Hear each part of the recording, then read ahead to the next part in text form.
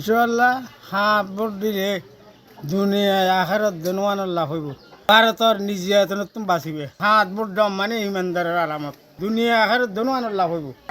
স্বাধীনতা 54 বছরে এসে আমরা যদি হ্যাঁ এবং না পক্ষে কথা বলতে হয় তাহলে আমাদের জন্য এটা দুর্ভাগ্য যে আমরা স্বাধীনতার পরে কি করলাম। এত বছর যারা ক্ষমতায় ছিল, কখনো দুর্নীতি, কখনো স্বজনপ্রীতি, বিভিন্ন কারণে আমরা অনেক পিছিয়ে আছি। সারা বিশ্বের সাথে তাল মিলাতে গিয়ে আমরা হোঁচট খাচ্ছি বারবার।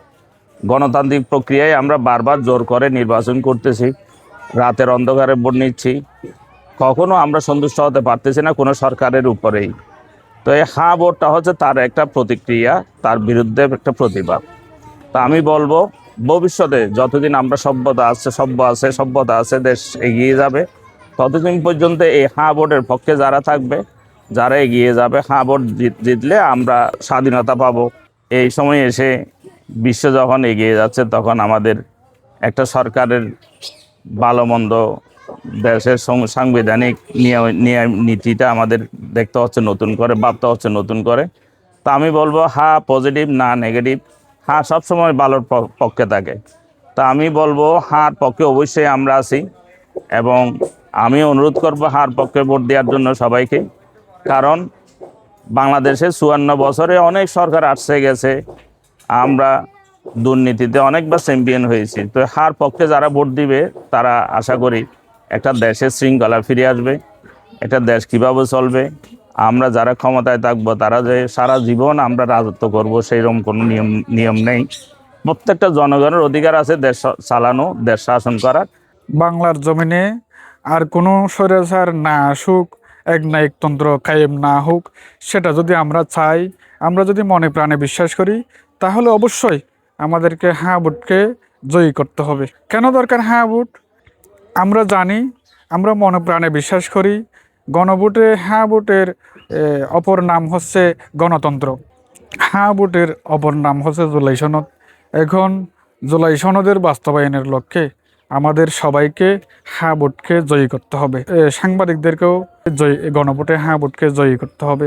যেমন আওয়ামী লীগ সরকারের আমলে 57 ধারা আইন করেছিল, যেটাকে আমরা কালো আইন হিসেবে অভিহিত করেছিলাম। এরপরে ডিজিটাল নিরাপত্তা আইন করেছিল সাংবাদিকদেরকে দমন পীড়নের জন্য। সাংবাদিকদের বাক স্বাধীনতা ছিল না, তারা মন খুলে দিল খুলে লিখতে পারতো না। এখন জুলাই সনদের বাস্তবায়ন হলে আমরা দিল খুলে লিখতে পারবো, মন খুলে লিখতে পারবো, বাক স্বাধীনতার প্রতিফলন ঘটাতে পারবো। বিগত 17 বছর ধরে যেই আওয়ামী লীগ সরকার আধিপত্য বিস্তার করেছিল এককভাবে, এই পরবর্তী যারা সরকার আসবে তারা যেন এই আধিপত্য বিস্তার করতে না পারে। জনগণের চাবির মাধ্যমে, জনগণের চাবি হচ্ছে এখন হ্যাঁ ভোট। হ্যাঁ ভোটের মাধ্যমে জনগণ যা ইচ্ছে করবে। এই যে জুলাই সনদের যে 4টি পয়েন্ট আছে, এই 4টি পয়েন্ট বাস্তবায়ন হবে হ্যাঁ ভোটের মাধ্যমে। জনগণ চাইলে হ্যাঁ ভোট, ভবিষ্যতে যারা ক্ষমতায় আসবে তারাও আর ক্ষমতা অপব্যবহার করতে পারবে না। ডিজিটাল নিরাপত্তা আইন যেটা করে সাংবাদিকদের হয়রানি করতে হবে, বিভিন্ন একটু নিউজের সমস্যা হলেই মামলা করে দিতে, আইসিটি মামলা। জুলাই সনদের যে শর্তগুলো আছে, এখানে শর্ত যদি এটা বাস্তবায়ন হয়ে যায়, দেশের সাংবাদিকরা এই সুযোগ সুবিধা পাবে এবং বিভিন্ন মিথ্যা মামলা থেকে, হয়রানি থেকে এরা বাঁচতে পারবে। সেজন্য সাংবাদিক ভাইদের প্রতি আমার অনুরোধ, আপনারা হ্যাঁ ভোট দেবেন। বাংলাদেশের জনগণের মধ্যে হাঁ দেনা ভোট আছে। হাঁ ভোটটা দিলে জনসাধারণের লাভ হইব, ফেসিবাদ দূর হইব। 5 আগস্টর জুলাই সনদ বাস্তবায়ন হইব। দেশের জনগণের মধ্যে হাঁ ভোট দিবেন। হাঁ ভোট দিলে ফেসিবাদ মুক্ত হইব, জুলাই সনদ বাস্তবায়ন হইব। গণভোট নিয়ে আমাদের উপজেলা পরিষদে একটা মিটিং হয়েছিল। গণভোট বলতে আমরা জনগণের একটা নির্দিষ্ট রায় বুঝি। এতদিন তো আমরা ভোট হয়েছি শুনছি, কিন্তু ভোট দিতে কেউ গেছে কেউ যায় নাই। হ্যাঁ ভোট যদি রায় হয় ততবে সরকার আসবে, দেশের জনগণ তাদের অধিকার ফিরে পাবে। হ্যাঁ, আসলে গণভোট হচ্ছে আমরা গণভোট দিলে আমাদের জনগণের আমাদের অধিকারটা আদায় করতে পারবো। আমরা বিগত আওয়ামী লীগ সরকারের আমলে দেখেছি জনগণের মতামতের কোনো মূল্য ছিল না, জনগণের প্রতি শ্রদ্ধাশীল ছিল না, জনগণের রায়ের প্রতি শ্রদ্ধাশীল ছিল না। একনায়কতন্ত্র বাস্তবায়ন করেছিল।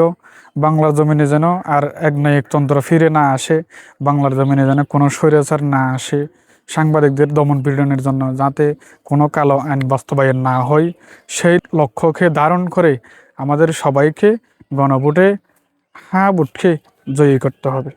আমরা আমাদের যে নাগরিকত্বের যে অধিকারটি সেটি হলো আমাদের যথাযথভাবে প্রয়োগ হয় ভোটাধিকারের মাধ্যমে। কিন্তু দীর্ঘ দিন ধরে আমরা এক পাক্ষিক নির্বাচনের মাধ্যমে একটি ফ্যাসিস্ট সরকারের অধীনে আমরা যে নির্বাচন দেখেছি সেই নির্বাচনে মানুষ ভোট দিতে পারেনি। এটি একমাত্র কারণ হলো যে সরকার যেমন তেমন ইচ্ছে করে আইন পাশ করছে এবং যেমন তেমন ইচ্ছে করে দেশ পরিচালনা করছে। এই আজকের যে হ্যাঁ ভোটের বিষয়টি এজন্যই সবচেয়ে বেশি গুরুত্বপূর্ণ যে পরবর্তী যে সরকারটি আসবে আমাদের দেশের জন্য, সেই সরকারটি আগের সরকারের মতোই কি ইচ্ছে মতো আইন পাশ করবে, ইচ্ছে মতো নির্বাচন করবে, নাকি একটি নির্দিষ্ট সীমার মধ্যে সাংবিধানিক বাধ্যবাধকতার মধ্যে জনগণের কাছে জবাবদিহিতার মধ্যে থেকেই রাষ্ট্র পরিচালনা করবে। এই জন্যই হ্যাঁ ভোটটা গুরুত্বপূর্ণ।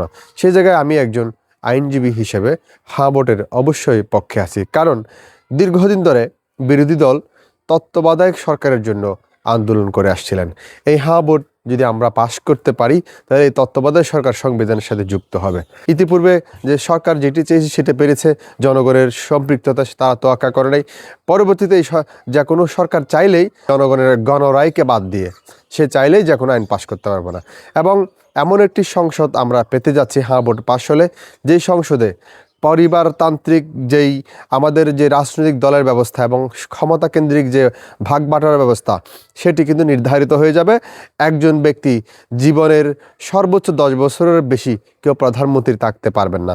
পাশাপাশি যিনি সরকার প্রধান হবেন তিনি চাইলেই রাজনৈতিক দলের প্রধান হতে পারবেন না।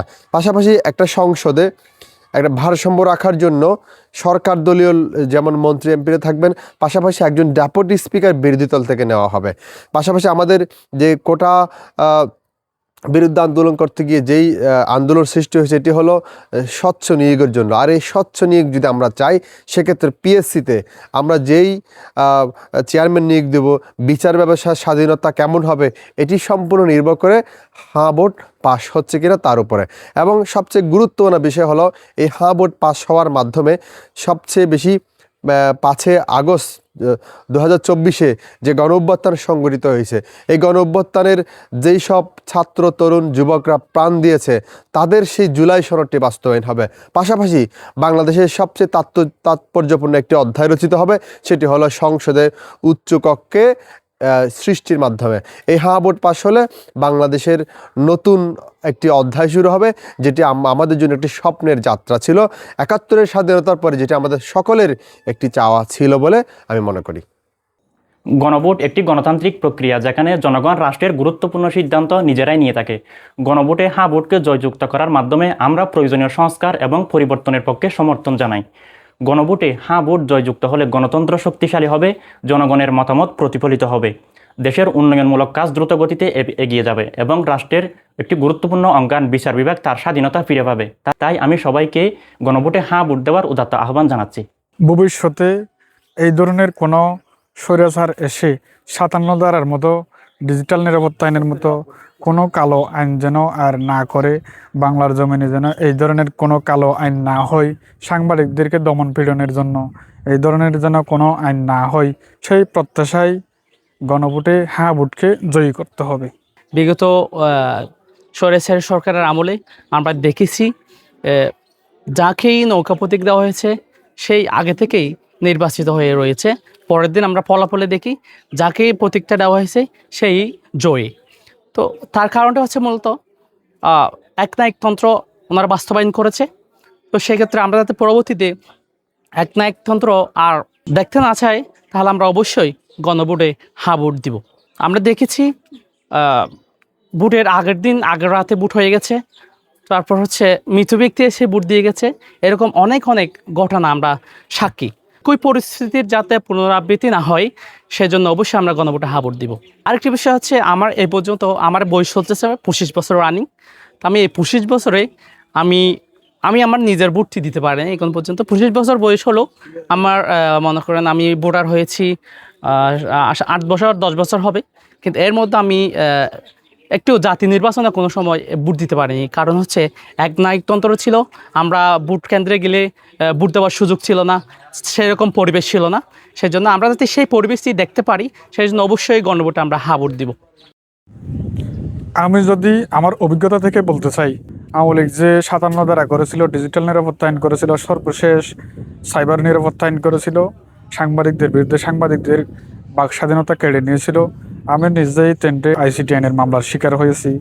আমার বিরুদ্ধে 3টে আইসিটি আইনে মামলা দায়ের করা হয়েছিল। সুতরাং সাংবাদিকদের বিরুদ্ধে যেন এই ধরনের কোনো আইন পাস না হয়, সাংবাদিকরা যেন বাক স্বাধীনতার প্রতিফলন ঘটাতে পারে, সাংবাদিকরা যেন দিল খুলে মন খুলে লিখতে পারে, সত্য ঘটনা লিখতে পারে, সত্য তুলে ধরতে পারে, সেই লক্ষ্যে আমাদের সবাইকে গণভোটে হ্যাঁ ভোটকে জয়ী করতে হবে। আমরা বিগত আওয়ামী লীগ সরকারের আমলে দেখেছি গণবিরোধী আইন পাশ হয়েছিল সংসদে, যাকে নৌকার নমিনেশন দেওয়া হতো সেই একমাত্র নির্বাচিত হতো, বাকিদের কোনো মূল্যায়ন ছিল না, বাকি প্রার্থীদের কোনো মূল্যায়ন ছিল না। এখন আমরা চাই বাংলার জমিনে যেন এরকম আর কোনো স্বৈরাচার ফিরে না আসে, বাংলার জমিনে যেন জনগণের অধিকার প্রতিষ্ঠিত হয়। সেই লক্ষ্যে গণভোটে আমাদের সবাইকে হ্যাঁ ভোট দিতে হবে, হ্যাঁ ভোটকে জয়ী করতে হবে। হ্যাঁ ভোট হেরে গেলে গণতন্ত্র হেরে যাবে, হ্যাঁ ভোট হেরে গেলে বাংলাদেশ হেরে যাবে। কোনো সচেতন নাগরিক তো চায় না যে বাংলাদেশ হেরে যাক, গণতন্ত্র হেরে যাক। সুতরাং আমাদের সবাইকে আগামী 12ই ফেব্রুয়ারি গণভোটে হ্যাঁ ভোটকে জয়ী করতে হবে।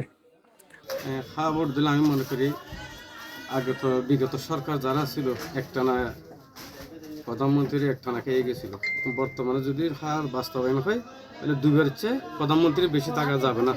আর বিভিন্ন সংবিধান সংস্কার হবে, আমাদের দেশে যেগুলো গণবিরোধী অনেকগুলো সংবিধানের মধ্যে আইন কানুন আছে, এগুলো সংস্কার হবে বলে আমরা মনে করি।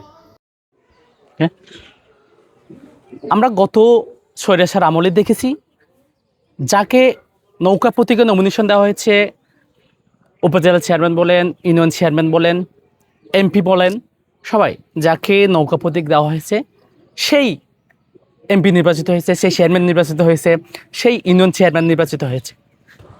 আমরা যাতে পরবর্তীতে আর কোনো সময় একনায়কতন্ত্র আর দেখতে না চাই, দিনের বুথ আগের দিন রাতে হয়ে যাচ্ছে, মৃত ব্যক্তি এসে ভোট দিয়ে যাচ্ছে, সেসব যাতে পরবর্তীতে আবার দেখতে না চাই, তাহলে অবশ্যই আমাদেরকে গণভোটে হ্যাঁ ভোট দিতে হবে। আপনারা হ্যাঁ ভোটকে আশা করি জয়ী করবেন।